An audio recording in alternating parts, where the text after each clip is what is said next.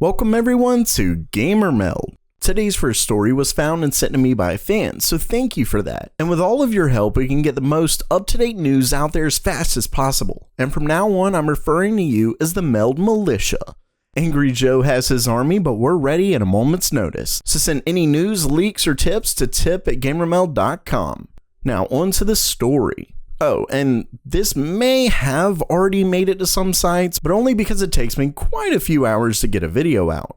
Either way, the GTX 1660 Ti was found on a 1440p Final Fantasy 15 benchmark. Now, as many of you know, Final Fantasy 15's benchmarks use a point system, so we can't look at exact FPS or anything along those lines, but it should give us an idea percentage-wise. If we look at the benchmark, the 1660 Ti actually beats the 1070. With that said, it does handily lose to the 1070 Ti, to which you're probably wondering why I said it's a beast or whatever I end up putting in the title. And that's because if we go back to the 2060's Final Fantasy benchmark before it originally came out, you can see it actually loses to the 1070. Not the 1070 Ti, well that too, but even the 1070. Now, that was a month and a half before the 2060 came out, but I still think it very much shows that the 1660 Ti, even with its fewer cores, given the leaks have been accurate, actually may be able to keep up with the 2060's regular performance. What I'm thinking is that it's mostly due to the faster clocks we've seen on leaks. The weird part is that I've done the numbers, and percentage-wise, the clocks just weren't enough to make up for the fewer cores.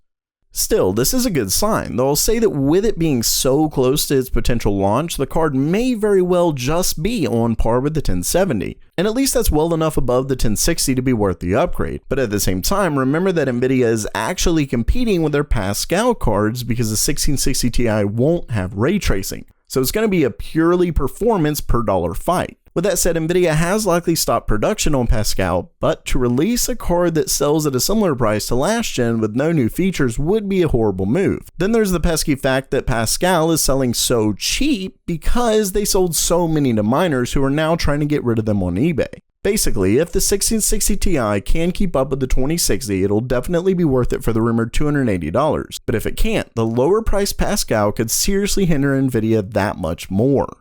Next up for today, if you haven't been following along with the craziness that is Metro Exodus, check out my video on it right here.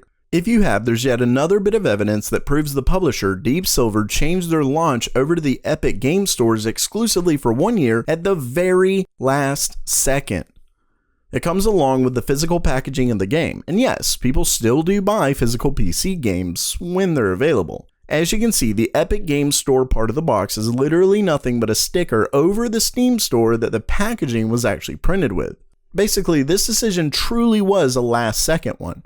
Of course, there are some benefits to them switching the game over to the Epic Store, like being able to sell it for $10 cheaper thanks to the lower cut Epic takes from sales to Steam. But of course, offering it for pre-order on Steam before abruptly removing it was a pretty messed up thing to do. So while I know I didn't have too much news today, and I just did a video yesterday, I really wanted to share some of that with you. And what did you think of it? Are you excited for the GTX 1660 Ti? Let me know down in the comments below. And if you liked the video, definitely make sure to subscribe. And as always, have a great day.